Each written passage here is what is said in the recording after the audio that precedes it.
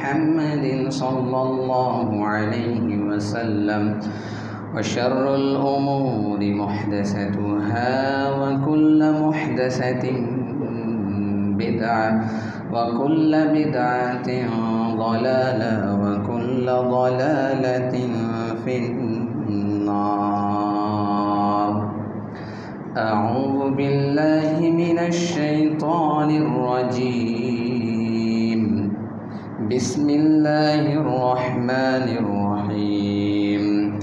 أولم ير الذين كفروا أن السماوات والأرض كانتا رتقا ففتقناهما وجعلنا من الماء كل شيء حي أفلا يؤمنون وجعلنا في الأرض رواسي أن تمد بهم وجعلنا فيها فجاجا سبلا لعلهم يهتدون وجعلنا السماء سقفا محفوظا وهم عن آياتها معرضون وهو الذي خلق الليل والنهر والشمس والقمر كل في فلك يسبحون. অবিশ্বাসীরা কি দেখে না যে আসমান আর জমিন একসঙ্গে সংযুক্ত ছিল, অতঃপর আমি উভয়কে আলাদা করে দিলাম আর প্রাণ সম্পন্ন সব কিছু আমি পানি থেকে সৃষ্টি করলাম, তবুও কি তারা ঈমান আনবে না? আর পৃথিবীতে আমি স্থাপন করেছি সুদৃঢ় পর্বত, যাতে পৃথিবী তাদেরকে নিয়ে নড়াচড়া না করে, আর তাতে সৃষ্টি করেছি প্রশস্ত পথ, যাতে তারা পথ পেতে পারে। তিনি সৃষ্টি করেছেন রাত ও দিন, সূর্য ও চন্দ্র, প্রত্যেকেই তার চক্রাকার পথে সাঁতার কাটছে। সূরা আম্বিয়া অধ্যায় 21 আয়াত 30 থেকে 33। প্রশংসা আল্লাহ সুবহানাহু ওয়া তাআলার জন্য, যারা বেকারিম আমাদের কৃত পাপসমূহের জন্য আমাদেরকে এখন পর্যন্ত পাকড়াও করেননি, আমাদেরকে ফুরসত দিয়েছেন, আমাদেরকে সুযোগ দিয়েছেন, যাতে এই দিন রাত পাপের মধ্যে নিমজ্জিত থাকা এই আমরা গুনাহগার বান্দা যেন কোনো একটা সময় আমরা রিয়েলাইজ করি যে আমরা পাপী, আমরা গুনাহগার, আমরা আল্লাহর নাফরমানি করছি। আমরা যেন আমাদের এই গুনাহ থেকে অনুতপ্ত হয়ে ফিরে এসে আল্লাহর পথে যেন আমরা একটু করে পা বাড়াতে পারি, এই সুযোগ আল্লাহ আমাদেরকে এখনও দিয়ে রেখেছেন। যার কারণে শত ব্যস্ততাকে উপেক্ষা করে, শত অজুহাতকে পদদলিত করে আমরা বিভিন্ন স্থান থেকে ছুটে চলে এসেছি এই পবিত্র জুমার দিনে তার পবিত্র ঘরে আল্লাহকে একটিবার সিজদা করব। তাই দেখেন না, সারা সপ্তাহের কাজ ব্যস্ততাকে উপেক্ষা করে আমরা আজকে আল্লাহর ঘরে হাজির। কে সুযোগ করে দিলেন? সে রাব্বে কারীম, তিনিই দিয়েছেন বিধায় পেরেছি। এমন হাজারো মানুষ আজকে হসপিটালাইজড হয়ে আছে, হাসপাতালে পড়ে আছে, হাজারো মানুষ জেলখানার মধ্যে। ওইভাবে প্রশান্তি নিয়ে অবনীত চিত্তে আল্লাহকে সিজদা করার সুযোগ তারা পায় না। আর কত মানুষ খেল তামাশা নিয়ে ব্যস্ত হয়ে আছে, সুযোগ থাকলেও তাদের আর উপায় নেই। এমন মানুষও আছে, আবার কারো সুযোগ আছে, নিজে থেকেই সেই উপায়কে কাজে লাগায় না। এত শত মানুষের ভিড়ে আল্লাহ আমাদের কবুল করেছেন, আমরা আল্লাহর বারগাহে শুকরিয়া জ্ঞাপন করি। আলহামদুলিল্লাহ। দরুদ ও সালাম বর্ষিত হোক প্রিয় নবী মুহাম্মদ সাল্লাল্লাহু আলাইহি ওয়াসাল্লামের উপর। আল্লাহুম্মা সাল্লি আলাইহি আল্লাহুম্মা বারিক আলাইহি। প্রিয় উপস্থিতি, আজকের খুতবার আলোচনার প্রতিপাদ্য বিষয় কোরআন অ্যান্ড মডার্ন সায়েন্স, কোরআন এবং আধুনিক বিজ্ঞান।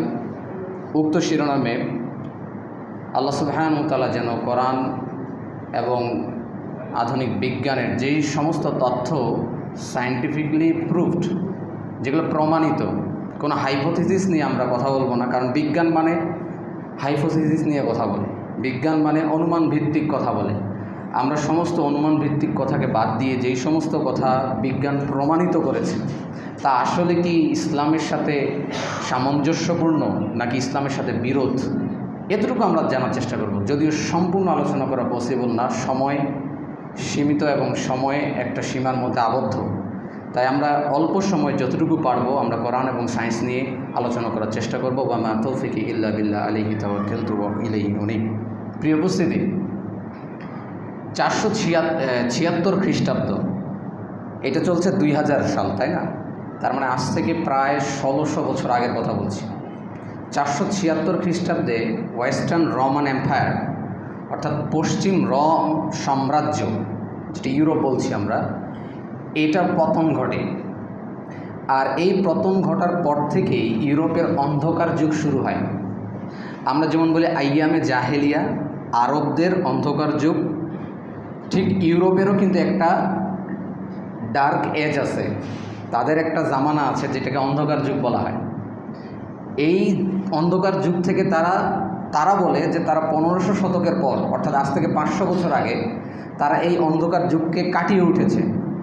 যেটা শুরুটা ছিল হচ্ছে রোমান এম্পায়ার, যখন পতন হয়েছিল 476 খ্রিস্টাব্দে, তখন থেকে শুরু হয়েছিল তাদের অন্ধকার যুগ, যেটা তারা কাটিয়ে উঠেছে 1500 শতকে।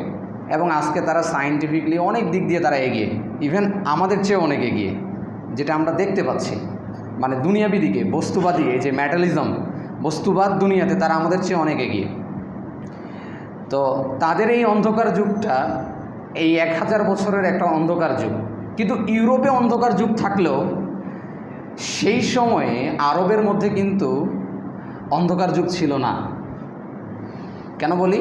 476 রোমান এম্পায়ারের পতন ঘটলেও 610 খ্রিস্টাব্দে মুহাম্মদ সাল্লাল্লাহু আলাইহি সাল্লামের উপর কোরআন নাজিল হয়। সুবহানাল্লাহ। 610 খ্রিস্টাব্দে মুহাম্মদ সাল্লাল্লাহু আলাইহি সাল্লামের উপর কোরআন নাজিল হয়। আর কোরআন নাজিল হওয়ার পর থেকেই পুরো আরবের মধ্যে যে আলোটা ছড়িয়েছিল, যে জ্ঞানের আলোটা ছড়িয়েছিল, মানুষগুলোকে পাপ মুক্ত করার যে একটা সংগ্রাম চলেছিল, এবং ওই মানুষদের জ্ঞানকে সমৃদ্ধ করার যে একটা বিপ্লব সাধিত হয়েছিল, ইভেন সেই সময় গোটা পৃথিবীর জ্ঞানের শহর বলে খ্যাত ছিল ইরাকের বাগদাদ নগরী, সিটি অফ নলেজ নামে খ্যাত। এটা কত সালের কথা বলছি আমি? এই যে তাদের যে ডার্ক এজ, তাদের যে অন্ধকার যুগ, এর মাঝখানে কিন্তু এগুলো সব ঘটে গেছে। তার মানে ইউরোপের অন্ধকার যুগ থাকলেও মুসলিম, আরব, মিডল ইস্ট, তাদের কিন্তু অন্ধকার যুগ ছিল না। তারা আলোকিত মানুষ ছিল, আলোকিত জামানা ছিল। কোরআন এই আলো নিয়ে এসেছিল মরুর বুকে এবং ছড়িয়ে গিয়েছিল পুরো আরব, ইভেন এটা ছড়িয়ে গিয়েছিল গোটা বিশ্ব জুড়ে। সেই আলোকবর্তিকা এখনও আমাদের হাতে রয়েছে, শুধু আমরা সেখান থেকে প্রকৃত আলোটা নিতে পারি না।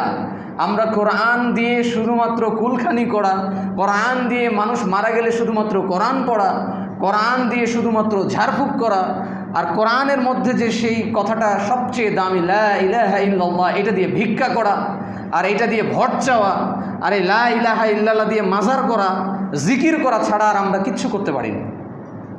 কিন্তু আমাদের পূর্বপুরুষরা এটা করেনি, তারা কোরআনকে গবেষণা করেছিল। আল্লাহ ডাক দিয়ে বলুন আফালা ইয়াতাদাব্বারুন, কেউ আছে কোরআন নিয়ে গবেষণা করবে, কোরআন নিয়ে চিন্তা ফিকির করবে? এটা তখন করেছিল আমাদের পূর্বপুরুষরা। তারা করেছিল বিধায় বাগদাদ ছিল সিটি অফ নলেজ, জ্ঞানের শহর, এবং মুসলিমরা ছিল আধুনিক এই সায়েন্স, আধুনিক এই বিজ্ঞানের, তারাই ছিল জনক। যার কারণে এখন আমরা অনেক সায়েন্টিস্টকে চিনি, অনেক আপনার ইহুদি, খ্রিস্টান, হিন্দু, মুসলিম সব মিলে আমাদের সন্তানরা যেই কয়েকজন বিজ্ঞানীকে চেনে, তাদেরকে যদি আপনি জিজ্ঞাসা করেন যে আমাদেরও কিছু বিজ্ঞানী ছিল, আপনি কি আল বেরুনিকে চেনেন? আধুনিক চিকিৎসা বিজ্ঞানের যিনি জনক, আপনি কি ইবনে সিনাকে চেনেন?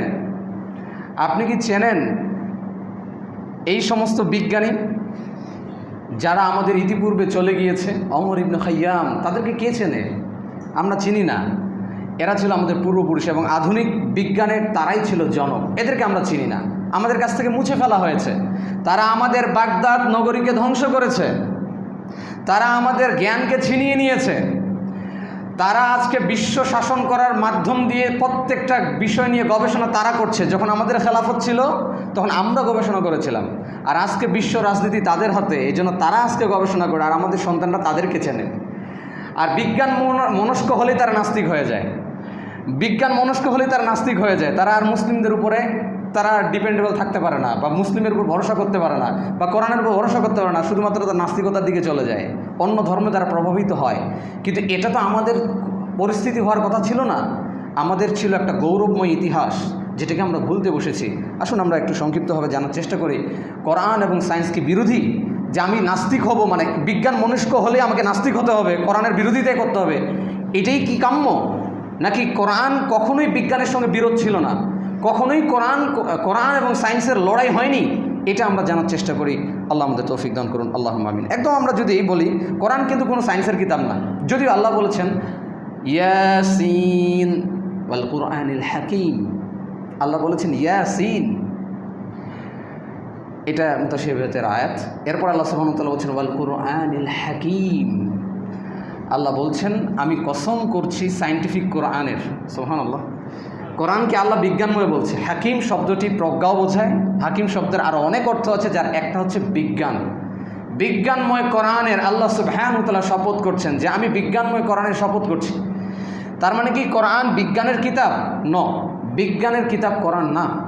তবে কোরআন এমন একটি কিতাব যেখানে আপনি ইতিহাস পাবেন, এমন একটি কিতাব যেখানে আপনি অসংখ্য উপমা পাবেন, এমন একটি কিতাব যেখানে আপনি সোসাইটি মানে আপনি সমাজ কীভাবে সংস্কার করবেন এই তথ্য আপনি কোরআনের মধ্যে পাবেন।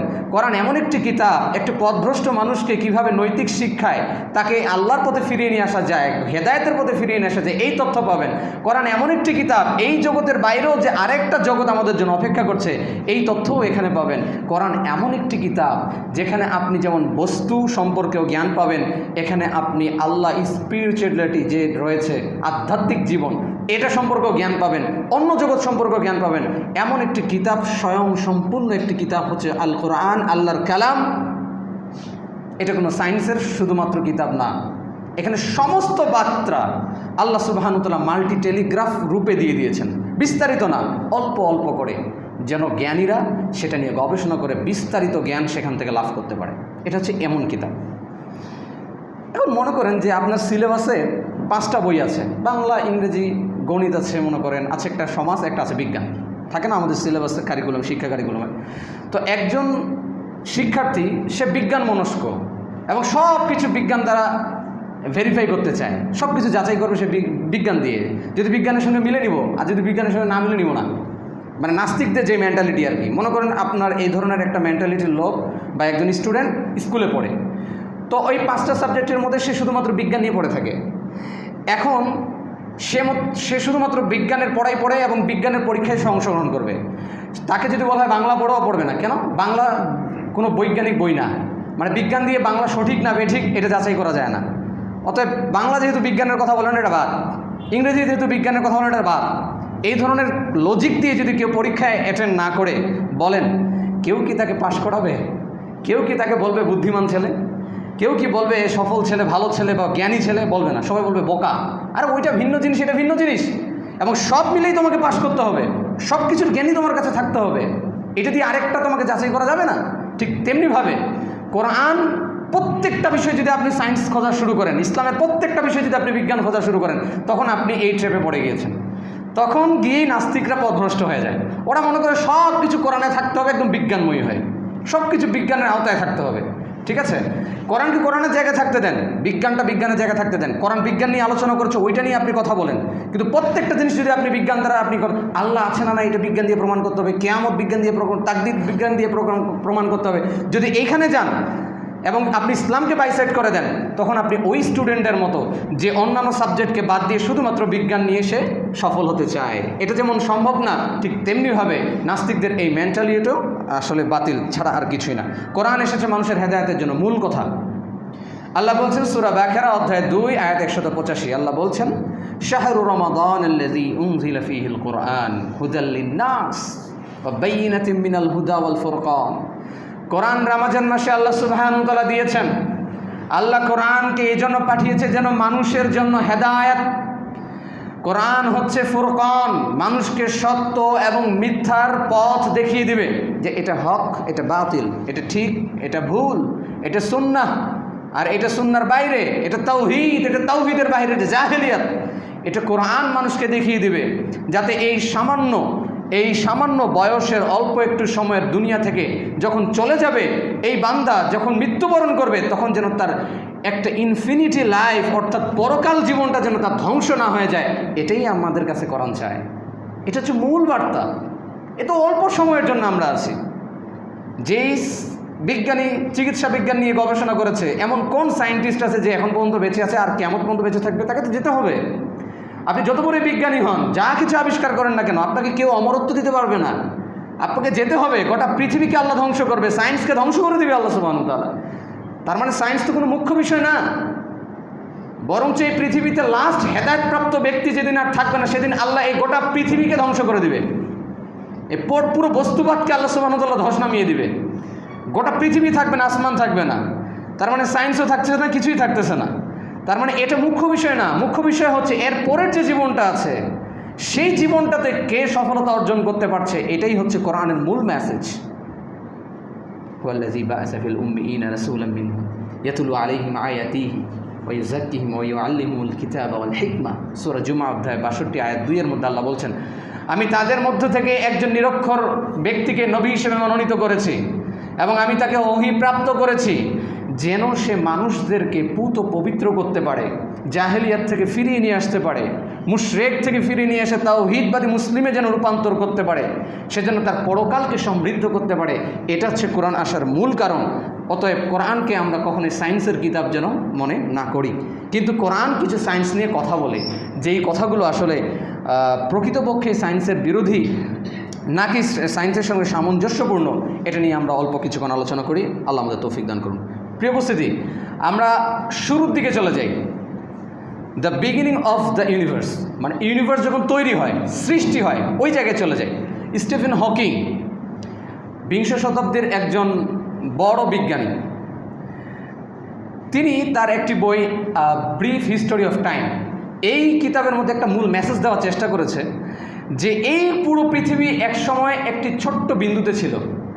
যত আয়নিক গ্যাস রয়েছে, আপনার হতে পারে হাইড্রোজেন, হতে পারে আপনার হিলিয়াম, যত আয়নিক গ্যাস রয়েছে, এই কিছু ছিল না। এই মাটি, এই আসমান, এই সূর্য, এই চন্দ্র, এগুলো কিছুই ছিল না। সব কিছু একটা মানে গ্যাস ছিল, আর এটা একটা বিন্দুতে আবদ্ধ ছিল। এটাকে তিনি বলেছেন সিঙ্গুলারিটি। সিঙ্গুলারিটি একটা বিন্দুতে আবদ্ধ ছিল, এটাকে প্রাইমারি নেবুলাও বলা হয়। তো এখান থেকে সে বলছে যে এখান থেকে প্রত্যেকটা বিষয় ধীরে ধীরে বাড়তে থাকে, আর এই সময়টাকে তিনি বলেছেন বিগ ব্যাং। যদিও শব্দটা শোনায় বিকট আওয়াজ, কিন্তু না, এখানে কোনো আওয়াজ না, শুধুমাত্র বাড়তে থাকে। এটার মাধ্যম দিয়ে যখন বাড়তে থাকে, এই এক্সপ্যান্ড হওয়ার সময় এই সমস্ত জগৎ সৃষ্টি হয়েছে। সূর্য, চন্দ্র, গ্রহ, উল্কাপিণ্ড সব কিছু সৃষ্টি হয়েছে তিনি বলছেন, বা তারা বলছেন। শুধু তিনি একাই না, বিজ্ঞান মহল সবাই বলেছেন, এবং এটাকে সায়েন্টিফিকলি প্রুভড বলেছেন তারা। অর্থাৎ বিগ ব্যাং যেটা থিওরি ছিল, এটা এখন প্রমাণিত সত্য। বিগ ব্যাং থিওরি থেকে প্রমাণিত সত্যে রূপান্তর করেছেন, যে অবশ্যই সব কিছু যা আমরা দেখছি এগুলো কিচ্ছু ছিল না, সব কিছু একটা বিন্দুতে ছিল, এবং পরবর্তীতে সেটা বাড়তে শুরু করেছে এবং এত কিছু সৃষ্টি হয়েছে। শুনতেই কেমন জানি কাল্পনিক গল্প মনে হচ্ছে না? শুনতেই তো কাল্পনিক একটা গল্প মনে হচ্ছে যে আমার এত বড় আহমদ আলী মসজিদটা একটা বিন্দুতে ছিল, আমার এত বড় পাবনা শহরটা একটা বিন্দুতে ছিল, আমার এই এত বড় আমার এই বাংলাদেশ, আমার এই দক্ষিণ এশিয়া, আমার এই গোটা পৃথিবী, বাদ দিলাম সব, এভরি গ্যালাক্সিস, এভরি ইউনিভার্স শুধুমাত্র একটা সিঙ্গুলারিটি ছিল, একটা বিন্দুতে ছিল। একটা কাল্পনিক গল্পের চেয়েও কিন্তু কম না, কিন্তু আমরা বিশ্বাস করি। বিজ্ঞান মনস্করা এটা কিন্তু ঠিক বিশ্বাস করি, কিন্তু যখন ধর্মের বিষয় আছে তখন সব জায়গাতে আমরা যুক্তি করি, এটা কীভাবে সম্ভব, এটা কীভাবে সম্ভব, ওইটা কীভাবে সম্ভব।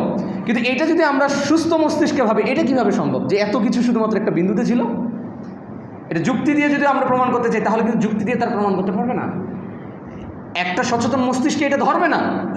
কিন্তু আমরা বিশ্বাস করি, অ্যাজ এ মুসলিম আমি বিশ্বাস করি যে হ্যাঁ, অবশ্যই সব কিছু একটা বিন্দুতে ছিল। কেন বললেন তো? এটা স্টিফেন হকিং বলেছে তাই বিশ্বাস করি না, এটা সায়েন্টিস্টরা বলেছে তাই বিশ্বাস করি না।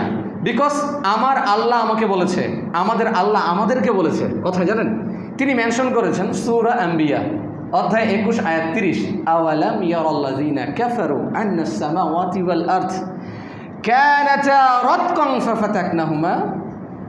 ওই অবিশ্বাসীরা কি ভাবিয়া দেখে না ওই অবিশ্বাসীরা কি এই বিষয়টা গবেষণা করে দেখে না যে আসমান এবং জমিন আমি একত্রে মিশিয়ে রেখেছিলাম, একটা বিন্দুতে তাদেরকে একত্রিত করে রেখেছিলাম? এটা আল্লাহ বলছেন।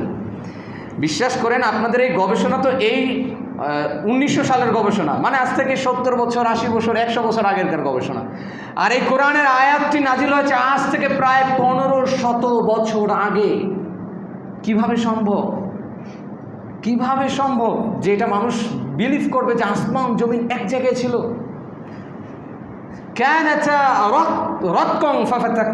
আল্লাহ বলছেন এরপর আমি সেটাকে সেখান থেকে আলাদা করে দিয়েছি।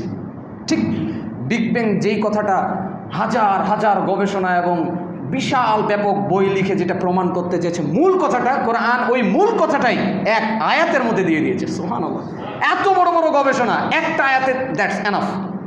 এটাই তো কোরআন, এটাই তো হচ্ছে মিরাকেল কোরআন। একটা আয়াতে সব পুরো তথ্য দিয়ে দিয়েছে, মাল্টি টেলিগ্রাফ বার্তা আর কি, ইনফরমেশন আল্লাহ দিয়ে দিয়েছেন। বলছেন যে ঠিক সব এক জায়গায় ছিল এবং আমি এটাকে আলাদা করছি।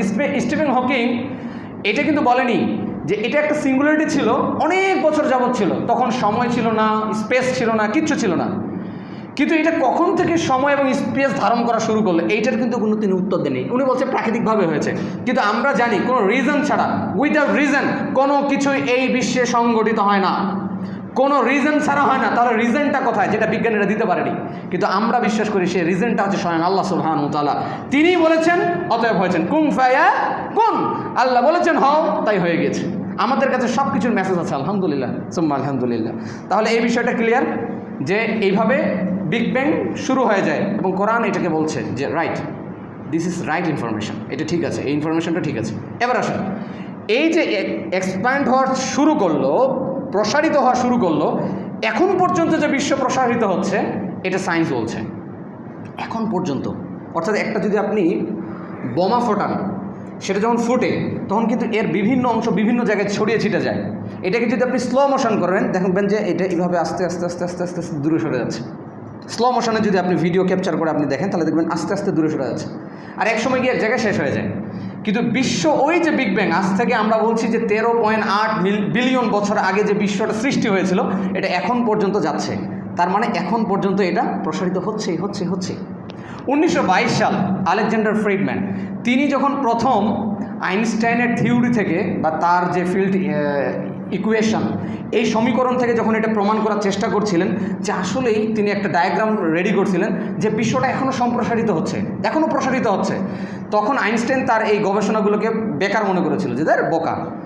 কিন্তু এটা 1929 সালে যখন অ্যাস্ট্রোনমার এডউইন হাবলস তিনি যখন টেলিস্কোপ আবিষ্কার করেন, এটা তখন স্বচক্ষে প্রমাণিত হয়ে যায় যে অরিজিনালি সত্যি সত্যি আমাদের এক একটা গ্যালাক্সি আরেকটা গ্যালাক্সি থেকে দূরে সরে যাচ্ছে, একটা গ্রহ আরেকটা গ্রহ থেকে সর্বদাই দূরে সরে যাচ্ছে।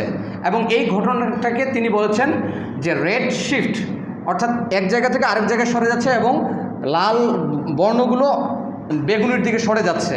এইভাবে তিনি প্রমাণ করেছেন 1929 সালে যে এই ঘটনা সত্য। বিগ ব্যাং হওয়ার পর থেকে এখন পর্যন্ত এই মহাবিশ্ব সম্প্রসারিত হচ্ছে, প্রসারিত হতেই আছে হতেই আছে হতেই আছে। আল্লাহ সুবহানাহু ওয়া তাআলা বলছেন সূরা যারিয়াত অধ্যায় 51 আয়াত 47, আল্লাহ বলছেন ওয়াস-সামাআ বানাইনা বিআইদিন ওয়াস-সামাআ বানাইনাহা বিআইদিন ওয়া ইন্না লামুসিউন। অ্যান্ড দ্য হেভেন, ওই যে তোমরা আকাশ দেখতেছো, এই হেভেনটা আমি ক্রিয়েট করেছি, আমি এটাকে তৈরি করেছি উইথ স্ট্রেংথ, শক্তি দিয়ে তৈরি করেছি।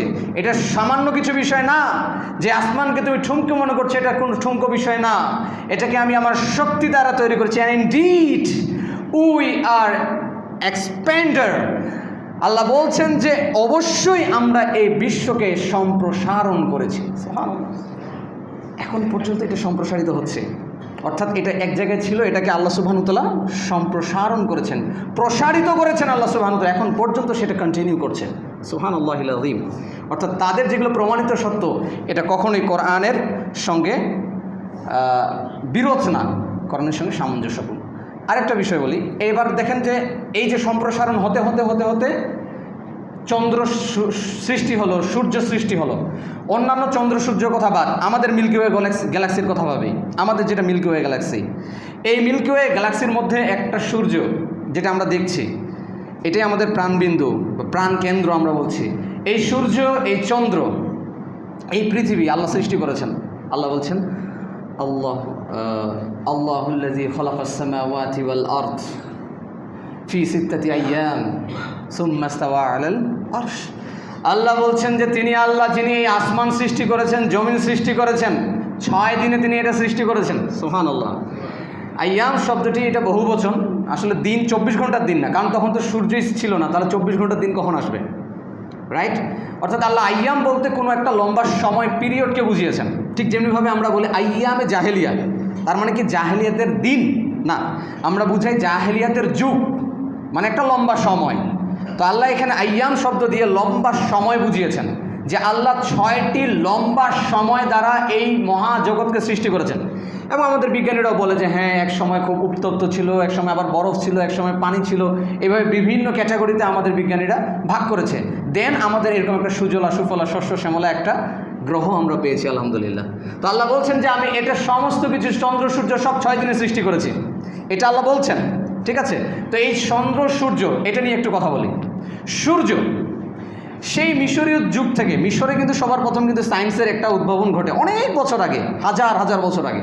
তারা কিন্তু অনেক সায়েন্টিফিক, মানে বিজ্ঞান মনস্ক মানুষ ছিল, তারা সবসময় গবেষণা করত। তো সেই সময় থেকে শুরু করে মুহাম্মদ সাল্লাল্লাহু আলাইহি ওয়াসাল্লাম, তারপর থেকে শুরু করে 1500 শতক, 1600 শতক, এরপরে 1600 শতক থেকে এখন পর্যন্ত, আর এখন থেকে পরের পর্যন্ত সূর্যকে নিয়ে বিজ্ঞানীরা একটা তথ্যের উপর দাঁড়িয়ে থাকতে পারেনি। শুধুমাত্র সূর্য ঘোরে কি ঘরে না, পৃথিবী ঘোরে কি ঘরে না, এত বছর চলে গেল, কিন্তু একটা সিদ্ধান্তের উপর এখন পর্যন্ত অটল হতে পারেনি। যদিও এখন একটা সত্যে অটল, তো এরকম অটল তো এর আগেও ছিল অনেকবার। যেমন টলেমি পর্যন্ত তাদের একটা গবেষণা ছিল যে পৃথিবী হচ্ছে কেন্দ্রবিন্দু, পৃথিবী স্থির, সূর্য চন্দ্র নক্ষত্র সব ঘরে, পৃথিবীকে কেন্দ্র করে। টলেমিও কিন্তু এটাকে অ্যাপ্রিসিয়েট করেছে, তিনিও করছেন। যদিও টলেমের অনেক বার্তা, মুসলিম বিজ্ঞানী বাত্তানি, তিনি অনেক বাতিল করেছে তার কথা, তার থিওরি অনেক বাতিল করেছে, মুসলিম বিজ্ঞানীর কথা বলছি। এনিওয়ে, তো টলেমিও বলেছে আচ্ছা ঠিক আছে, পৃথিবী কেন্দ্রে আছে, সব কিছু ঘুরছে, সব কিছু ঘুরছে।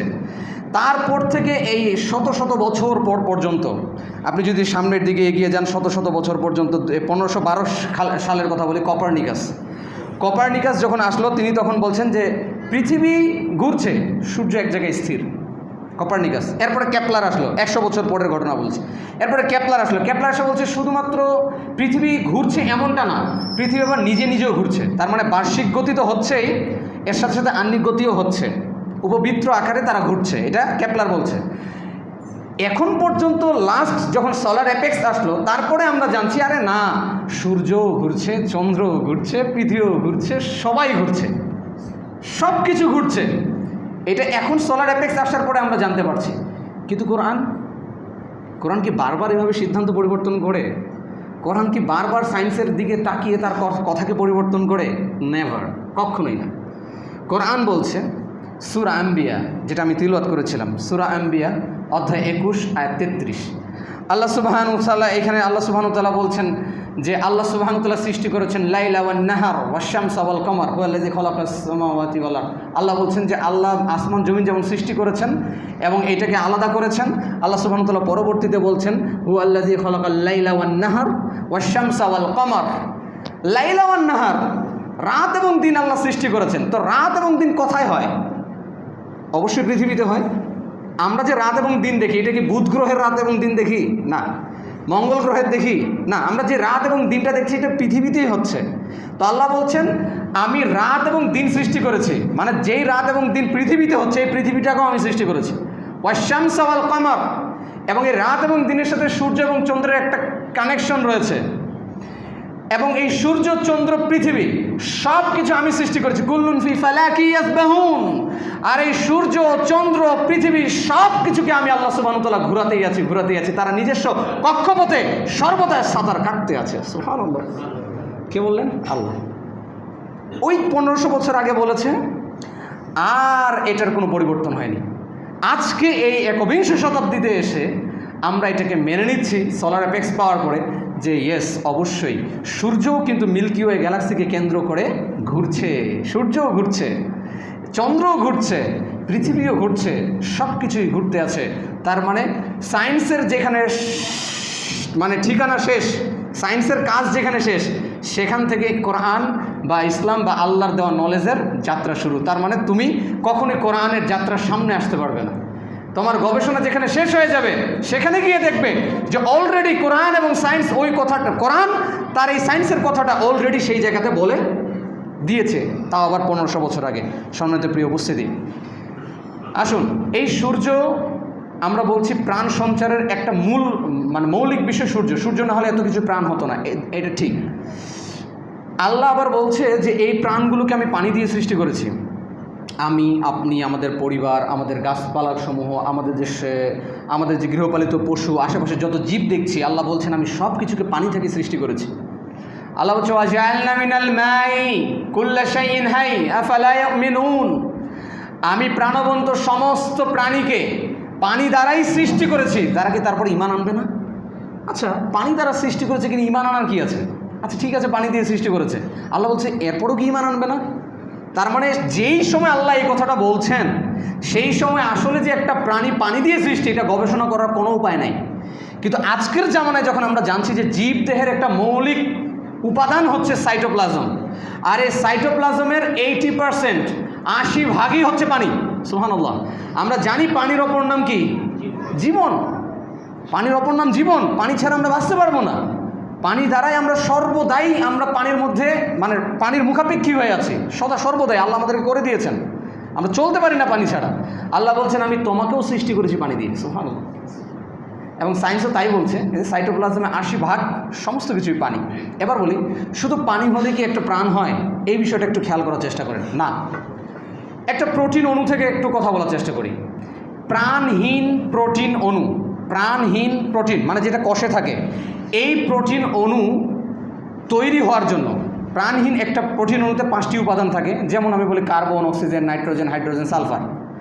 এগুলো কিন্তু মৌলিক উপাদান। 112টি যে মৌলিক উপাদান, সেই মৌলিক উপাদানের মধ্যে 5টি, ঠিক আছে? 112টি মৌলিক উপাদান প্রকৃতি থেকে আলাদা হলো, এমনি এমনি হয়ে গেল। মনে করলাম এমনি এমনি হয়ে গেল, নাস্তিকরা যেভাবে বলে। তো মনে করেন 5টি এই মৌলিক উপাদান এমনি এমনি আলাদা হয়ে গেল। এরপরে oxygen, carbon, oxygen, nitrogen, hydrogen, sulphur, যেটাতে যতটুকু পরিমাণ প্রয়োজন অতটুকু হলো একটা প্রোটিন অণু তৈরি করার জন্য। মনে করেন এমনি এমনি হলো, সব কিছু এমনি এমনি হলো। হওয়ার পরে একটা প্রোটিন অণু গঠন করলো। এটা কতটুকু সম্ভব? সুইজারল্যান্ডের একজন গণিতবিদ চার্লস ইউজিন গাই, তিনি একটা গবেষণা করে বলেছেন যে একটা ঘটনা এমনি এমনি হয়ে যাওয়ার সম্ভাবনা যদি 1% হয়, তাহলে ওই জিনিসটা না হওয়ার সম্ভাবনা হচ্ছে 1-এর সাথে 160টা শূন্য দিলে যত হয় তত। তার মানে এমনি এমনি আমার এই স্মার্টফোনটা হয়ে যাবে, এটা তো হয়ও 1% যদি ধরে যাচ্ছে, চান্স আছে 1%। এটা না হওয়ার চান্স কত জানেন? 1-এর পরে 160টা শূন্য দিতে হবে। তার মানে কতটা অসম্ভব। আর সত্যিই তো এমনি এমনি হয়ে গেছে এই ফোনটা, এমনি এমনি কি আমার এই মাইক্রোফোনটা, এমনি এমনি কি হয়ে গেছে এই ক্যামেরাগুলো, এমনি এমনি কি আপনাদের চশমাগুলো, এমনি এমনি কি সব হয়ে গেছে এই ড্রেস আপ এত সুন্দর করে ক্রিয়েট করা হয়েছে, এটা কি এমনি এমনি সম্ভব? যদি এগুলো সব কিছু এমনি এমনি হওয়ার সম্ভাবনা যদি 1% থাকে, 1%, তাহলে না হওয়ার সম্ভাবনা 1% না, বরঞ্চ ওই 1-এর সাথে 160টা শূন্য দিতে হবে। তার মানে কতটা অসম্ভব। তাহলে আমাদের যে জীবন আমরা বেঁচে আছি, এই কোষগুলোর মধ্যে যে একটা প্রোটিন অণু, এই প্রোটিন অণু তৈরি হওয়ার জন্য যদি সম্ভাবনা ওই 1%টা ধরে নিলাম হয়ে গেল, ঠিক আছে, মানে নিলাম হয়ে গেছে, এমনি এমনি হয়ে গেছে, সব মেনে নিলাম। তাহলে এবার বলি, একটা প্রোটিন অণু গঠন করতে সময় কতগুলো লাগবে? একটা প্রোটিন অণু, প্রাণহীন একটা প্রোটিন অণু তৈরি হতে সময় লাগবে 1-এর সাথে 243টি শূন্য দিলে যত সময় বোঝানো হয়, তত সময় লাগবে একটা প্রাণহীন অণু গঠন হওয়ার জন্য, প্রোটিন অণু। সুবহানাল্লাহ। বুঝতে পারছি না বিষয়টা। 1-এর পরে যদি আপনি 7টা শূন্য দেন, হবে 1 কোটি। মাত্র 7টা শূন্য দিলে হয়ে যাবে 1 কোটি। কিন্তু আমি বলেছি 243টা শূন্য দিতে হবে আপনাকে। তারপরে যে আপনি টাইমটা পাবেন, যে সময়টা পাবেন, যে সময়ের সংখ্যাটা পাবেন, এতগুলো সময় শুধুমাত্র লাগবে একটা প্রাণহীন প্রোটিন অণুকে তৈরি করার জন্য এই মহাজগতে, যেটা পৃথিবীর সৃষ্টির চেয়েও কোটি কোটি গুণ সময়ের বেশি, পৃথিবীর সৃষ্টির লগ্ন থেকে কোটি গুণ বেশি।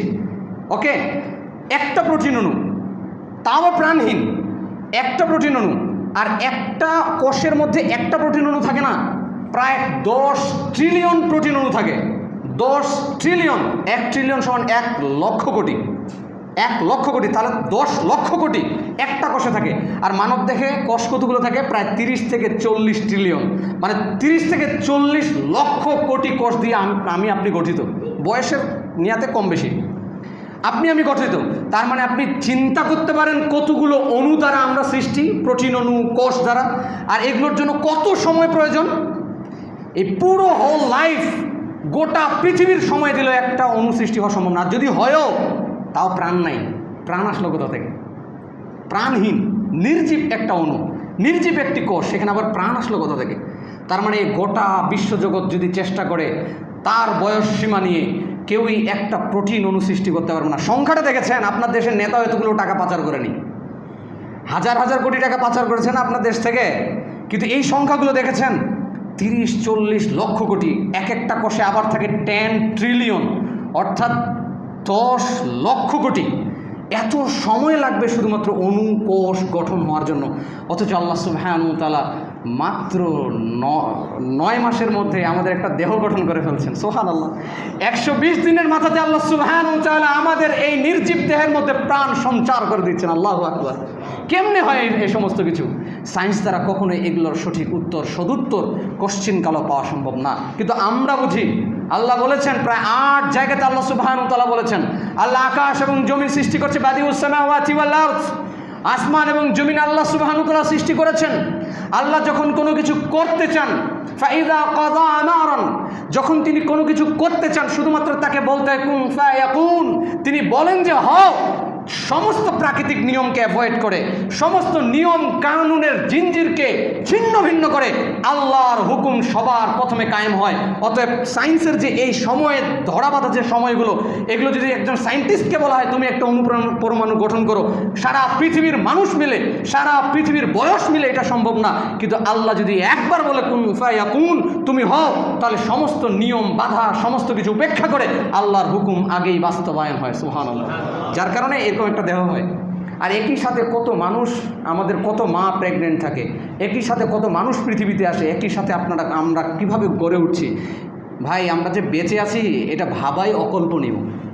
আমরা যে বেঁচে আছি এটা ভাবাই আমি খাচ্ছি, কোথায় যাচ্ছে খাবার, কিভাবে এগুলো ডাইজেস্ট হচ্ছে, কিভাবে চলে যাচ্ছে, আমরা কোনো পরোয়া করি না, বেপরোয়া পাপ করে বেড়াই। এই যে হাত আল্লাহ দিয়েছেন, এটা নেয়ামত, আমরা কখনো এটা চিন্তা করি না। চোখের যে নেয়ামত চিন্তাই করি না। আমরা কখনোই আমাদের নিজেদের দিকে তাকানোর সময় ফুরসত পাই না। আর 60 বছর বয়সের জিন্দেগি পার করেছি, কিন্তু 60 বছরে কখনো নিজের দিকে তাকাইনি। আল্লাহ কীভাবে আমাকে সৃষ্টি করেছেন, কিভাবে এই শক্তিটা কিভাবে দিল। আমি তো সব বডি পার্টস এইভাবে নড়াতে পারি না যেভাবে হাত পারছি। এটাও চামড়া, এখানে যদি আমি সারাদিন ফল ঘুষি, খাদ্য ঘুষি, মিষ্টি ঘুষি, আমি কোনো অনুভূতি পাবো না, স্বাদের অনুভূতি পাবো না। বাট ওই জিনিসটা যদি একটু টাচ লাগে জিহ্বার মধ্যে, কীভাবে পেয়ে যায়? এটাও তো চামড়া, ওটাও তো চামড়া, আল্লাহ কীভাবে দিল। সামনের এই চামড়াটা কেন তো মোটা করার প্রয়োজন ছিল? ওয়াই? পিছনের চামড়া তো এত মোটা না। এটা তো জন্ম থেকে, এমন না যে নেচারের সাথে মানে অ্যাডজাস্ট হওয়ার পরে হয়েছে, না, জন্ম থেকে। আপনার বাচ্চার দিকেও তাকিয়ে দেখবেন, কে তো সুন্দরভাবে সৃষ্টি করলো, কে সমস্ত কিছু এইভাবে আমাদেরকে, আল্লাহু আকবার। কিন্তু আমরা আমাদের 60 বছর 70 বছরের জীবন পার করে দেই, বাট নিজেদের দিকে কখনো তাকাই না। একবার নিজের দিকে তাকিয়ে আল্লাহকে বলি না যে সুবহানাল্লাহ, এই যে দাঁত, এখানেই প্রয়োজন ছিল, আর কোথাও প্রয়োজন ছিল না, এখানেই আছে। যেটা যেখানে প্রয়োজন আল্লাহ ঠিক সেখানেই দিয়ে দিয়েছেন। আল্লাহ আমাদের তার নিয়ামতের শুকরগুজার হওয়ার তৌফিক দান করুন, আল্লাহুম্মা আমিন। আচ্ছা, আসুন, এরপরও মনে করলাম, আমরা জানলাম যে আল্লাহই করেছেন। তো এই যে আল্লাহ করলেন একটা জীব, এই জীবটা সম্পর্কে আরেকটু সামনে আসি। এবার আমরা একটু এমব্রায়োলজি নিয়ে কথা বলি ইনশাআল্লাহুল আজিজ। এমব্রায়োলজি, যেহেতু আমরা একটা ধারাবাহিকভাবে যাচ্ছি, ধারাবাহিকতা বজায় রাখি। এমব্রায়োলজি মানে ভ্রূণ তত্ত্ব। একসময় আপনিও ভ্রূণ ছিলেন, আমিও ছিলাম। ইয়েস, এই যে শক্তিশালী দেহটা দেখছেন না, এই যে এত বড় হয়ে গেছে আমরা আজকে, আমাদের টাকা পয়সার অহংকার, দাম্ভিকতা, এত কিছু, কিন্তু একসময় আমরা এতটা শক্তিশালী ছিলাম না। দুনিয়াতে যখন এসেছি তখনও তো দুনিয়ার একটা অংশ হয়েছে, তাই না? তখন আমরা অনেক দুর্বল ছিলাম। যদি আল্লাহ সুবহানাহু ওয়া তাআলা মায়ের ওই বুকের মধ্যে যদি আমাদের জন্য সুষম খাদ্য বিশিষ্ট, ওখানে কিন্তু ওই যে দুধটা আমরা খেয়েছি মায়ের বুক থেকে, ওখানে কিন্তু খাদ্যের পরিমিত খাদ্যের উপাদান দেওয়া আছে, আল্লাহ সুবহানাহু ওয়া তাআলা দিয়েছেন। শুধুমাত্র পানিও না, আমি যখন জন্ম নিয়েছি তখন আমার খাওয়ার মতো উপযোগী কোনো খাবার ছিল না, কোনো পানীয় ছিল না এই পৃথিবীতে। টিউবওয়েলের পানি খাওয়াবে না, আমি সাথে সঙ্গে আমি এখানে অসুস্থ হয়ে পড়বো, এমন কোনো উপযোগী খাবার ছিল না আমার জন্য। আল্লাহ সুবহানাহু ওয়া তাআলা আমার মায়ের বুকের মধ্যে দিয়ে দিল, অথচ আমার মা 20 বছর 30 বছর যাবৎ সেও পৃথিবীতে আছে, কোনোদিনও এই তরল পদার্থ তার বুকের মধ্যে স্থান পায়নি।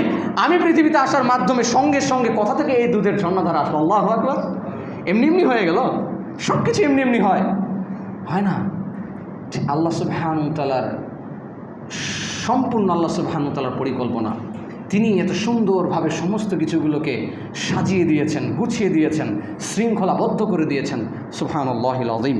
সম্মানিত প্রিয় উপস্থিতি, কানাডার টরন্টো ইউনিভার্সিটির chairman department of anatomy and professor department of আপনার এমব্রয়োলজি, এই বিভাগের তিনি চেয়ারম্যান এবং প্রফেসর, এমব্রয়োলজি ডিপার্টমেন্টের তিনি প্রফেসর, ডক্টর কিথ মুর। ডক্টর কিথ মুর, তার একটা বই ছিল লেখা, তিনি লিখেছিলেন এমনি, যখন তিনি ইসলামের মেসেজ পাননি তখন ওই বইটি লিখেছিলেন, দ্য ডেভেলপিং হিউম্যান, যে একটা মানুষ কিভাবে বেড়ে ওঠে, ঠিক আছে, কীভাবে বেড়ে ওঠে। মানে এখন তো আমরা শক্তিশালী, বাট আমরা তো এত শক্তিশালী ছিলাম না। আমি বলছি যে আমরা যখন ভ্রূণ ছিলাম, ভ্রূণের আগেও কিন্তু আমরা ছিলাম এমন একটি তরল পদার্থ যেটা মানুষ ঘৃণা করে, আদম আলাইহিস সালামকে তো আল্লাহ সুবহানাহু ওয়া তাআলা মাটি দিয়ে সৃষ্টি করেছেন, বাট আমাদেরকে মাটির উপাদানগুলো ঠিক আছে, কিন্তু আল্লাহ আমাদেরকে সৃষ্টি করেছেন শুক্রাণু দিয়ে, তাই না? আমাদেরকে সৃষ্টি করেছেন শুক্রকীট দিয়ে, একটা নাপাক, যেটা আমরা বলছি আমরা অনেকে, বা ঘৃণিত বিষয়, যে একটা ঘৃণিত জিনিস, এমন একটা তরল বিষয়, এইখান থেকে আমি এসেছি। ভাবা যায় কতটা দুর্বল এবং কতটা তুচ্ছ এবং কতটা ঘৃণিত একটা পদার্থ থেকে আল্লাহ আমাদেরকে সৃষ্টি করেছেন। আজকে আমি অনেক দাম্ভিক, আমি আজকে অনেক শক্তিশালী। এনিওয়ে, তো সেই জায়গাতে এই দ্য ডেভেলপিং হিউম্যান এই বইটা তিনি লিখেছেন, কিন্তু 1982 সালে তিনি এই বইটাতে আরেকটা এডিশন নিয়ে এসেছিলেন। 3rd এডিশনে তিনি কোরআন এবং সায়েন্সকে স্থান দিয়েছিলেন। সুবহানাল্লাহ। কেন দিলেন? কারণ তিনি যখন মেসেজ পেলেন যে কোরআনের মধ্যে এমন কিছু তথ্য আছে যেটা মেডিকেল সায়েন্সের খুব মিলে যায়, তিনি গবেষণা শুরু করলেন। অনেকগুলো বিষয় গবেষণা করেছেন, অনেক বিষয় নিয়ে এসেছেন। আমি একটা বিষয় নিয়ে বলবো, সেটা এমব্রয়োলজি, ভ্রূণতত্ত্ব। তিনি দেখলেন যে কোরআনের মধ্যে বলছেন আল্লাহ সুবহানাহু ওয়া তাআলা যে ইকরা বিসমি রাব্বিকাল্লাযী খালাক, সূরা আলাক অধ্যায় 96 আয়াত 1-2, যে পড়ো তোমার প্রভুর নামে যিনি তোমাকে সৃষ্টি করেছেন। খালাকাল ইনসানা মিন আলাক, আলাক থেকে তোমাকে সৃষ্টি করেছে। আলাক শব্দের অনেক অর্থ আছে, ঝুলে থাকা বস্তু, রক্তপিণ্ড, জমাট বাঁধা রক্তপিণ্ড। আবার আরেকটা আছে হচ্ছে জোকের মতো বস্তু। জোক মানে বুঝি তো আমরা, জোক মানে যেটা আমাদের রক্ত চুষে নেয়, আমাদের শরীরে বসলে রক্ত চুষে নেয়। ওটা যখন এক জায়গায় শরীরটাকে নিয়ে করে রাখে, দেখবেন একটা সাইজে আসে এই লিচ। এই জোকটাই যে সাইজটা বা দৃশ্য যেমন দেখায়, এটা যে শেপ, আলাকের শাব্দিক অর্থ এই জোকের শেপের মতো, যে জোকের মতো বস্তু। তো তিনি কিন্তু তখন পর্যন্ত ভ্রূণতত্ত্বের গবেষক, প্রফেসর তিনি, বাট তখন পর্যন্ত কিন্তু একদম প্রাইমারি লেভেলে একটা ভ্রূণ কেমন দেখতে এটা কিন্তু তিনি কখনো গবেষণা করেননি। কোরআনের এই তথ্য পাওয়ার পরে তিনি একদম ওটাই গবেষণা করলেন, এবং ওটা যখন তিনি দেখলেন তিনি আশ্চর্য হয়ে গেলেন যে আজ থেকে এত শত বছর আগে মরুর মধ্যে, যখন সায়েন্স কোনো ডেভেলপই করেনি, মানুষ এই জায়গায় একদম প্রাইমারি লেভেলের একটা ভ্রূণের আকৃতি কেমন হবে, এই আকৃতির একদম 100% 100% শেপ, 100% আকৃতিটা, একদম হুবহু আকৃতিটা কেমনে বলা সম্ভব? তিনি দেখলেন কোরআন যে বলছেন, যে আলাক শব্দ দিয়ে বোঝাচ্ছেন যে এটা হচ্ছে জোকের মতো দেখতে একটা বস্তুর মতো। আমি ছিলাম, যখন আমি মায়ের গর্ভে ছিলাম, ভ্রূণ ছিলাম, তখন আমাকে দেখতে একটা জোকের মতো লাগছিল। একটা জোক যেমন দেখতে, আমি ঠিক এমনই ছিলাম। আর যখন ডক্টর কিথ মুর এটা দেখলেন, তিনি সারপ্রাইজড, তিনি বিস্মিত হয়ে গেলেন, এবং তিনি এটাকে তার ডেভেলপিং হিউম্যান বইয়ের মধ্যে স্থান দিয়ে দিলেন। আল্লাহু আকবার। এভাবে ইসলাম সমুদ্রিত হয়। এই জন্য তিনি পরবর্তীতে সৌদি আরবে এসে কনফারেন্সে বলেছিল যে কোশ্চিনকালে মুহাম্মদ সাল্লাল্লাহু আলাইহি সাল্লাম নিজে থেকে কোনো কিছু বলেননি, বরঞ্চ অবশ্যই তার উপর কোনো ঐশী বাণী এসেছিল, অবশ্যই তার উপরে ওহী এসেছিল, যেটা সরাসরি প্রভুর পক্ষ থেকে, যেই প্রভু আমাদেরকে সৃষ্টি করেছেন, যেই প্রভু আমাদের সৃষ্টি তথ্যগুলো জানেন, এই কারণে সেই প্রভুই তাকে এই মেসেজ দিয়েছেন কোরআনের মাধ্যম দিয়ে, আমাদের সৃষ্টি তত্ত্বগুলো তাকে দিয়েছেন, যার কারণে আজকে এত শত বছর পরে এসে যেটা আমরা গবেষণা করে বের করছি সেটা সে আজ থেকে এত শত বছর আগেই সে মরুর মধ্যে বলতে পেরেছেন। সুবহানাল্লাহ, তিনি এটাকে স্বীকৃতি দেন। এবার আসি, ভ্রূণ তো হলো, কিন্তু এই ভ্রূণটাকে একসময় আল্লাহ সুবহানাহু ওয়া তাআলা ছেলে অথবা মেয়ে জেন্ডার রূপান্তরিত করে, রাইট? এটার সাথে ইসলামের একটু আমরা মিলিয়ে দেখি যে ইসলাম এই সম্পর্কে কী বলে। তো মানুষের প্রতিটি কোষের মধ্যে 46টি ক্রোমোজোম থাকে, অর্থাৎ 23 জোড়া ক্রোমোজোম। তার মধ্যে 22 জোড়া ক্রোমোজোমকে অটোজোম বলে, এগুলো বিভিন্ন কাজ, ওগুলো আলাদা। আর 1 জোড়া ক্রোমোজোম আসলে লিঙ্গ নির্ধারণের জন্য ব্যবহৃত হয়, লিঙ্গ নির্ধারণের জন্য ব্যবহৃত হয়, জেন্ডার নির্ধারণের জন্য 1 জোড়া ক্রোমোজোম ব্যবহৃত হয়। আর স্ত্রীদের অর্থাৎ আমাদের মায়েদের ক্রোমোজোমের মধ্যে এক্স ক্রোমোজোম, দুইটাই ওয়াই ক্রোমোজোম থাকে। এগুলো নাম সায়েন্স দিয়েছে যে তাদের যে ক্রোমোজোম দুইটা থাকে সেটা হচ্ছে এক্স, আর পুরুষের মধ্যে থাকে এক্স ওয়াই। যখন ডিম্বাণু তৈরি হয় এই সময়ে নারীর ওই ডিম্বাণুর মধ্যে একটা এক্স এসে হাজির হয়, দুইটার মধ্যে একটা এক্স এসে ডিম্বাণুর মধ্যে হাজির হয়, সেখানে নিঃসরণ হয়। আর পুরুষের শুক্রাণু যখন ডিম্বাণুতে যায়, এই সময় যদি পুরুষের এক্স শুক্রাণুটা যায়, অর্থাৎ এক্স ক্রোমোজোমের শুক্রাণুটা গিয়ে যদি এক্সের সঙ্গে এক্সের ডিম্বাণুতে মিশ্রিত হয় তাহলে ডাবল এক্স, তার মানে এটা নারী হয়ে গেল, কারণ নারীর যে দুইটা এক্স এটা নারী হয়ে গেল। আর যদি পুরুষের ওয়াই ক্রোমোজোমটা গিয়ে যদি ওই নারীর ডিম্বাণুয়ের এক্সের সঙ্গে মিলিত হয় তাহলে এক্স ওয়াই, তার মানে পুরুষ হয়ে গেল। এইভাবে জেন্ডার নির্ধারিত হয়, এভাবে আমি পুরুষ হয়েছি, এভাবে আপনি নারী হয়েছেন, এইভাবেই আমরা পৃথিবীতে এসেছি। এখানে তৃতীয় কোনো অপশনই নাই। সায়েন্সও বলছে তৃতীয় কোনো অপশন নাই, সায়েন্স বলছে তৃতীয় কোনো অপশন নাই। অর্থাৎ আমাদের সমাজে যে এই ট্রান্সজেন্ডারের নাম দিয়ে আরেকটা ভিন্ন তথ্য নিয়ে আসার চেষ্টা করা হচ্ছে, একটা ভিন্ন লিঙ্গ নিয়ে আসার চেষ্টা করতেছে, এটা না বৈজ্ঞানিকভাবে প্রুফড আর না হচ্ছে এটা ইসলাম সাপোর্ট করে। অর্থাৎ এই সমস্ত কিছু হচ্ছে ভাউতাবাজি, যে আমি মনে মনে একজন নারী। ওয়াই, কীভাবে সম্ভব এটা মনে মনে নারী? তুমি যদি মনে মনে নারী হও তাহলে সবসময় মানুষ এটা দিয়ে পৃথিবীতে যত ফাসাদ তৈরি করা সম্ভব, অন্য কিছু দিয়ে এত কিছু ফাসাদ করা সম্ভব না। কোনো আইন দিয়ে আপনি ঠেকাতে পারবেন না এই সমস্ত কিছু। অথচ সরকার এগুলোকে কী করে তাদেরকে প্রমোশন দেয়। আল্লাহ মাফ করুন, যদি 5ই আগস্টের তাদের না হতো। আপনারা কি জানেন এই ট্রান্সজেন্ডারিজম তাদের এই মতবাদটা, আপনি কি জানেন যে এটা আপিল বিভাগ সব কিছু পার করে নিয়ে আমাদের একদম পার্লামেন্টে পর্যন্ত চলে গিয়েছিল? তাদের যে আপিলটা কোর্ট থেকে একদম রায়প্রাপ্ত হয়ে একদম সরাসরি পার্লামেন্টে পর্যন্ত চলে গিয়েছিল। আল্লাহ না করুক যদি এই গভর্নমেন্ট থেকে যেত, আগামীতে এটাকে স্বীকৃতি দেওয়া হতো যে আচ্ছা ঠিক আছে ট্রান্সজেন্ডার এই বাংলাদেশের মধ্যে জায়েজ, তারা ফতোয়া দিয়ে দিত।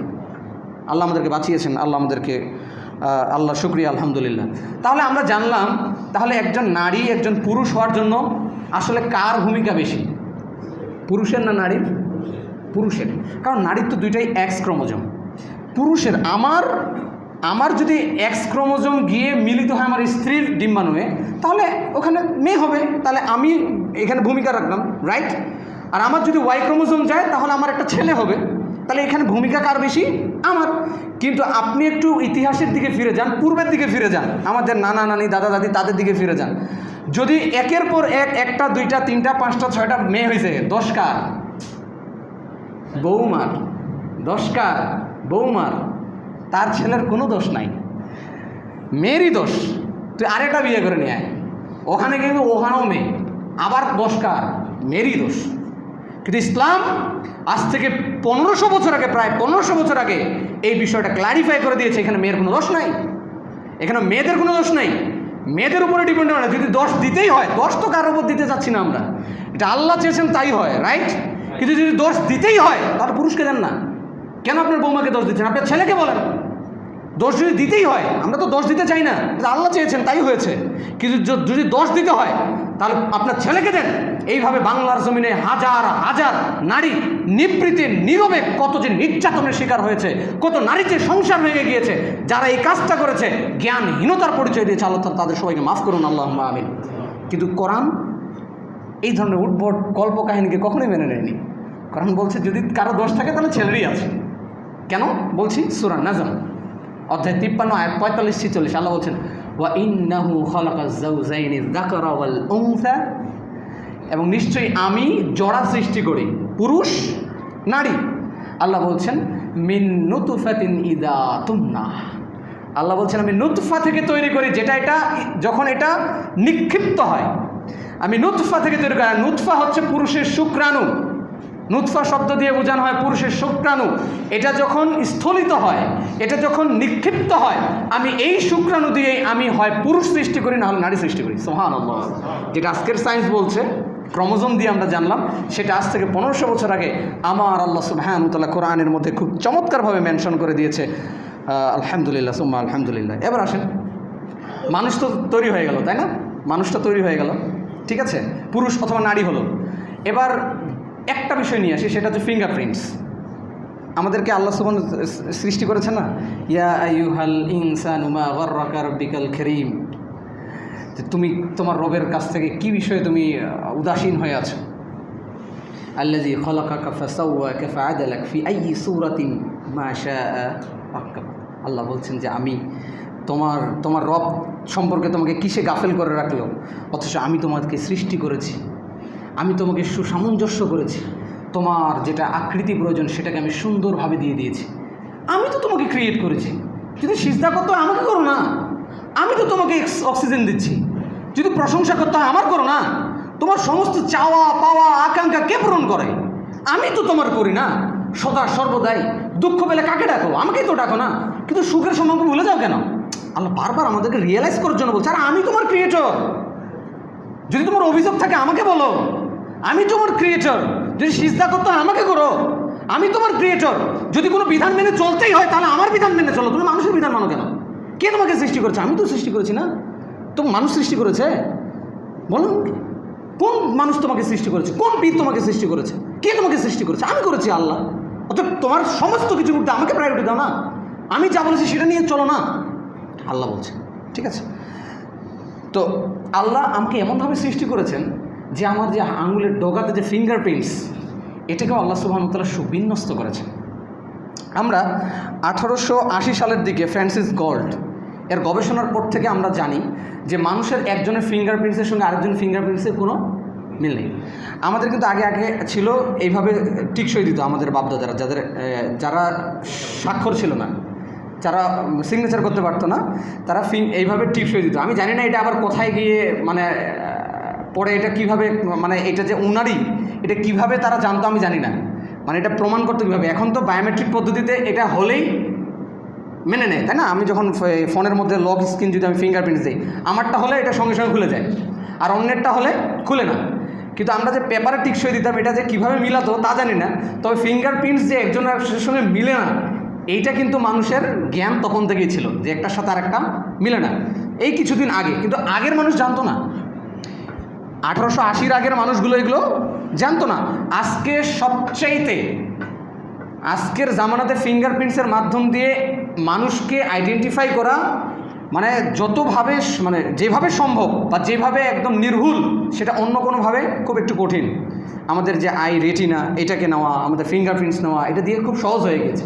আমরা উদাত্ত আহ্বান জানাবো, আমাদের বাংলাদেশের যেই সমস্ত আপনার প্রতিষ্ঠানগুলো বা যে কোনো জায়গা থেকে আমাদের নারীদের মুখ খোলার কথা বলা হয়, কান খোলো, মুখ খোলো, এর মাধ্যম দিয়ে তাদেরকে আইডেন্টিফাই করা হয়, তাদের পরিচয়ের জন্য তাদেরকে মুখ খুলতে হয়।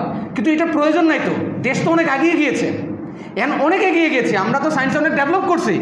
ও আসলেই যে সালমা কিনা, ও আসলেই কি উম্মিয়া কিনা, ও আসলেই অমুক কিনা তমুক কিনা, এটা যদি জানতে হয় তাহলে আমার তো তার মুখ দেখতে হবে না ভাই। আমি বায়োমেট্রিক পদ্ধতি রাখি না, ওখানে ও যদি ফিঙ্গারপ্রিন্টস দিয়ে মিলে গেল তাহলে তো এই মুখ দেখে অনেক সময় আপনি চিনতে পারবেন না। ছবি তো অনেক আগে পরে হয় না, মুখ দেখে যে চিনতে পারবেন এর কোনো মানে আছে? কিন্তু ওই মেয়েটা যদি ফিঙ্গারপ্রিন্টস দেয়, এখানে সে ধরা খেয়ে যাবে, তাই না? তাহলে যদি শনাক্ত করতেই হয় একজন পরীক্ষার্থীকে, যদি শনাক্ত করতে হয় যে ভিসা নিয়ে অন্য দেশে যেতে চায়, তাকে যদি আপনি ফাইন্ড আউট করতে চান, যে কোনো জায়গাতে যদি আপনাকে ভেরিফাই করতে হয় যে এই ব্যক্তিটা আসলেই ওই ব্যক্তি কিনা, তাহলে আপনি বায়োমেট্রিক যে কোনো পদ্ধতি অবলম্বন করেন, আপনাকে এখানে মুখ খুলতে হবে। অতএব আমরা যে আসলে উন্নত হতে পারি নাই, এটা এদের এই মাইন্ড দেখলে বোঝা যায়। এরা মেয়েদের মুখ দেখার জন্য এরা পাগল পাড়া হয়ে থাকে। এদের মুখ খুলতে হবে, এটা আগে কথা, নাহলে পরীক্ষা দিতে দিবে না। এ কেমন মানে অসভ্যতার মতো কথাবার্তা, এ কেমন অসভ্য জাতি, এ কেমন জাতি যারা এখন পর্যন্ত এগিয়ে যেতে পারেনি, শুধুমাত্র মুখ না খুলে পরীক্ষা দিতে দেবে না, এই করতে দেবে না, সেই করতে দেবে না। এটা আসলে পিছিয়ে পড়া জাতিরই আসলে নমুনা। আমরা যে এগিয়ে গিয়েছি, এটা আমরা অন্যভাবেও তো প্রমাণ করতে পারি ফিঙ্গারপ্রিন্টসের মাধ্যম দিয়ে। আল্লাহ সুবহানাহু ওয়া তাআলা সূরা কিয়ামা অধ্যায় 75 আয়াত 4 মধ্যেই আল্লাহ বলছেন, বালা কাদিরিনা আলা আন নুসাউইয়া বানানা। আল্লাহ বলছেন যে যারা মনে করছে যে তাদেরকে মৃত্যুর পরে আবার একত্রিত করা হবে না, তার হাড়, তার শরীর এটা তো পচে যাবে, এগুলো কই পাবে আর আল্লাহ? যারা এগুলো থিঙ্ক করছে, যারা এগুলো ভাবছে, তাদেরকে আল্লাহ সুবহানাহু ওয়া তাআলা জবাব দিচ্ছে, আরে তুমি মনে করছো হাড্ডি গোস্ত এগুলো নিব না, আমি তোমাকে তো সৃষ্টি করবই, আবার তোমার আঙুলের ডগায় যে ফিঙ্গারপ্রিন্টসটা আছে এটা পর্যন্ত যেমন ছিল আমি তেমনই বানাবো। সুবহানাল্লাহ, যেমনই ছিল।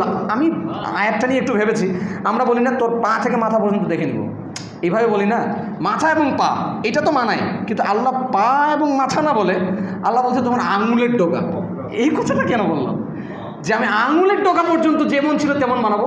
তার মানে তুমি তোমার বাপ যখন তোমাদেরকে তৈরি করব, একই জায়গায় যুদ্ধের সময় অনেকগুলো মানুষকে কবর দেওয়া হয়েছে, যখন আমি এখান থেকে তাদেরকে বানাবো সবারই কিন্তু অস্থি মজ্জা একদম মাটির সাথে মিশে গিয়েছে, এখান থেকে যখন আমি আলাদা করব তখন এমন হবে না যে আমার সাথে আরেকজনের লাশের অঙ্গ প্রত্যঙ্গ এলোমেলো হয়ে যাবে, এটা কখনো হবে না।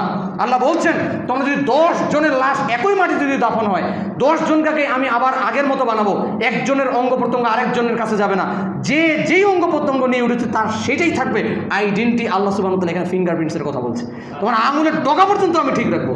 তার মানে তুমি সলিমুদ্দিন, তুমি সলিমুদ্দিনই থাকবা, তুমি কলিমুদ্দিন, তুমি ওটাই থাকবা, তুমি আব্দুর রহমান, তুমি আব্দুর রহমানই থাকবা। তো ওইভাবেই সৃষ্টি করবো, আমি এমন পারি, এটাই আল্লাহ সুবহানাহু ওয়া তাআলা আমাদেরকে বোঝালেন। আল্লাহু আকবার। যেহেতু সময় শেষ, তা আমি এগিয়ে যাচ্ছি না, সর্বশেষ আপনাদের কাছে বলবো, শুধুমাত্র এগুলো নিয়ে না, আল্লাহ সুবহানাহু ওয়া তাআলা প্রাণী জগৎ নিয়ে অনেক কথা বলেছেন, শুধুমাত্র পিঁপড়াকে নিয়ে একটা কথা বলে আমি শেষ করব। পিঁপড়াদের মধ্যে কিন্তু অনেক ক্যাটাগরি আছে, একটা পুরুষ, নারী, কর্মী এরকম আছে। তার মধ্যে রানী যেটা পিঁপড়া, এই রানীরা কিন্তু সদা সর্বদাই বাচ্চা প্রজনন করে, বাচ্চা মানুষ করে, এতটুকুই কাজ তাদের। আর এই জন্য কিন্তু তারা রানী, মানে রানী হওয়ার রিজনটা কি? সে বাচ্চা প্রসব করে, বাচ্চা মানুষ করে, এটাই হচ্ছে তার রানী হওয়ার পিছনের রিজন। সে কিন্তু কাজ করতে যায় না, সে কিন্তু কর্ম করতে যায় না, সে কিন্তু রানী। প্রায় 30 বছর পর্যন্ত কিন্তু এদের হায়াত হয়, চিন্তা করা যায়, 30 বছর পর্যন্ত কিন্তু হয়। তাহলে এরা কাজ করতে যায় না, মাঠে ফিল্ডে যায় না, এরা শুধুমাত্র বাচ্চা উৎপাদন করে, তার কারণে তারা রানী, তাই না? আর আমাদের দেশের মেয়েরা এই বাচ্চা উৎপাদন করা, বাচ্চাকে মানুষ করা, বাচ্চাকে আদর্শ মানুষ রূপে গড়ে তোলাকে সবচাইতে নিকৃষ্ট কাজ মনে করে। অথচ প্রাণীর মধ্যে যে বাচ্চা উৎপন্ন করে, যারা কর্মী মৌমাছির মধ্যে, তারা কিন্তু বাচ্চা উৎপন্ন করতে পারবে না, আল্লাহ এটা তাদেরকে দেয়নি, এভাবে দেয়নি, তারা পারবে না, তারা বন্ধার মতো।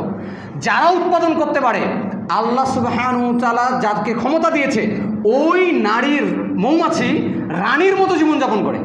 আমরা তো মনে করি যে আমাদের স্ত্রীরা রানী, তারা রাব্বাতুল বাইত, তারা ঘরের রানী, তাদের বাচ্চা মানুষ করা, ওই বাচ্চা উৎপন্ন মানে বাচ্চা প্রসব করা, বাচ্চাকে মানুষ করা পৃথিবীতে সবচেয়ে জটিল এবং কঠিন কাজ, এবং জটিল এবং কঠিন কাজটা তারা করে, তা আবার বিনা পেমেন্টেই, কোনো স্যালারি ছাড়াই। তাহলে এর চেয়েও মহৎ কাজ কি আর হতে পারে? তারা আমাদের রানী। প্রিয় উপস্থিতি, পিঁপড়ারা মানুষের মতো মরদেহ কবর দেয়, ঠিক আছে? আবার পিঁপড়ারা নিজেদের মতো খস গল্প করে, তারা আবার ফসল খাদ্য সংগ্রহ করে, গুদামজাত করে, আবার যখন সেটা ভিজে যায় সেটাকে আবার রৌদ্রের সময় শুকায়, এটাকে আবার বাজারজাত করে, তাদের মধ্যে আবার কেনা বেচাও হয়।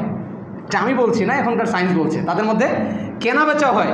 তাদের জীবনটা যে মানুষের জীবনের সাথে কত মানে মিল, মানুষের মতোই তারা জীবনযাপন করে। ইভেন তাদের আবার দলনেতা থাকে, তার নেতৃত্বের আদলে থাকে, রাইট? প্রিয় উপস্থিতি, পিঁপড়ার মধ্যে এমন একটা সুন্দর জীবনযাপন, কিন্তু আমাদের এমন সুন্দর জীবনযাপন কোথায়?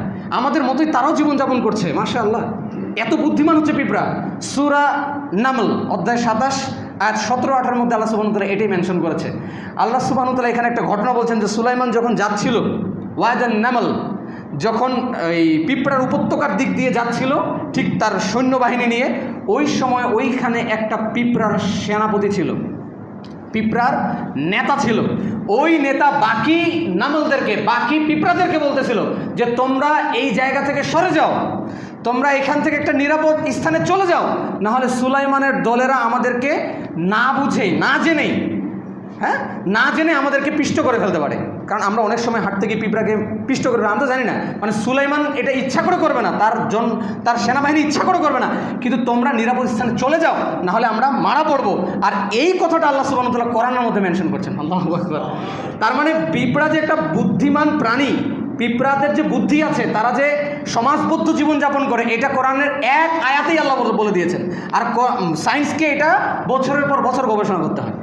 একটা পিঁপড়ার নেতা বলছে যে তোমরা সরে যাও, আমরাও এমন নেতা কামনা করি আমাদের সমাজে, যারা আমাদের যুব সমাজকে এই মদ, নারী আর পলিটিক্সের নাম দিয়ে রাজনীতির মাঠে নামিয়ে তাদের জীবনগুলোকে কেড়ে নেওয়ার দিকে ধাবিত করবে না, বরঞ্চ আমরা এমন নেতা কামনা করি যারা সদা সর্বদা এই সমস্ত গণতন্ত্র, সমাজতন্ত্র, আপনার পুঁজিবাদ, ম্যাটালিজম, সমস্ত ইহুদি খ্রিস্টানদের মতবাদ থেকে দূরে রেখে আমাদের নেতারা আমাদের সন্তানদেরকে বলবে, তোমরা আসো, কোরআন সুন্নাহর দিকে আসো, তাওহীদের দিকে আসো, জীবন যদি দিতে হয় ইসলামের জন্য দাও। কি ছোট্ট একটা দাবি আদায়ের জন্য তুমি জীবন দিবা? যদি জীবন দিতেই হয় তুমি আল্লাহর জন্য দাও। আল্লাহ রাসূল সাল্লাল্লাহু আলাইহি ওয়াসাল্লাম বলেছেন, মান মাতা ফি সাবিলিল্লাহ ফাহুয়া শাহীদ। তাহলেই যে ব্যক্তি আল্লাহর রাস্তায় আল্লাহর দ্বীন কায়েম করার জন্য জীবন দিবে, আল্লাহ রাসূল সাল্লাল্লাহু আলাইহি ওয়াসাল্লাম বলেছেন সে শহীদ। তোমার একটা দাবি আদায় করতে গিয়ে যদি তুমি শহীদ হও, তুমি যে শহীদ এটা নাও হতে পারে, যদি শহীদ না হও হবে না, কিন্তু যদি তুমি আল্লাহর রাস্তায় তুমি প্রাণ দাও, আল্লাহ রাসূল সাল্লাল্লাহু আলাইহি ওয়াসাল্লাম বলছেন তুমি শহীদ। আমরা এমন নেতা কামনা করি যারা আমাদের যুব সমাজকে, যারা আমাদেরকে পরিচালিত করবে আল্লাহর বিধান অনুযায়ী, তারা সদা সর্বদা ইসলামের এই গৌরবময় গাথাকে আবার ফিরিয়ে নিয়ে আসার জন্য, যেই গৌরব ইতিহাস আমরা হারিয়ে ফেলেছি সেটাকে ফিরিয়ে নিয়ে আসার জন্য যেই নেতা কাজ করবে, আমাদের এমন নেতার পিছনেই থাকা উচিত। কিসের এই ডেমোক্রেট নেতা, যারা এই সমস্ত গণতন্ত্র, আপনার এই সেকুলারিজম, এই সমস্ত কিছুর উপর বিলিভ করে, যারা গণতন্ত্রের মাধ্যম দিয়ে চলাফেরা করে, যারা মানুষ মারার রাজনীতি করে, যারা এই সমস্ত দলবাজির রাজনীতি করে, সদা সর্বদাই মানুষকে আঘাত করা, হিংসা বিদ্বেষ ছড়ানো, একদল আরেকজনের গীবত করা, সমালোচনা করা, এমন নেতার পিছনে না থেকে আল্লাহ সুবহানাহু ওয়া তাআলা আমাদেরকে এমন নেতার পিছনে জীবন যাপন করার তৌফিক দান করুন, যেই নেতা যখন কথা বলে শুধুমাত্র জান্নাতের পথ দেখানোর জন্যই বলে। যেই নেতা যখন কথা বলে আমার আদর্শিক দিক ঠিক আছে কিনা এই জায়গাতে গিয়ে আমাকে কথা বলে। যেই নেতা যখন কথা বলে সদা সর্বদাই ইসলামের বিপরীতে, জাহিলিয়াতের বিরুদ্ধে গর্জন দিয়ে কথা বলে। গোটা দুনিয়া যদি গণতন্ত্রের পক্ষে চলে যায়, একাই নির্ভীক সেনা হয়ে একাই গণতন্ত্রের বিপক্ষে কথা বলবে, একাই লা ইলাহা ইল্লাল্লাহর পক্ষে কথা বলবে, কাউকে পরোয়া করবে না। এমন নির্ভীক নেতার পিছনেই আমাদেরকে থাকতে হবে। আল্লাহ আমাদেরকে এমন নেতার পিছনে জীবনযাপন করার তৌফিক দান করুন। আর এমন নেতাই আমাদেরকে দিক, যেই নেতাদের মাধ্যম দিয়ে আমরা সারা পৃথিবীতে যে মুসলমানরা অত্যাচারিত হচ্ছে, নির্যাতিত হচ্ছে, এমন জালেমদের জন্য আমরা প্রতিরোধ করতে পারি। আল্লাহ তুমি কবুল করো। আল্লাহুম্মা আমিন। আকুলু কওলি হাযা আস্তাগফিরুল্লাহ লি ওয়া লাকুম ওয়া লিসাইরিল মুসলিমিন।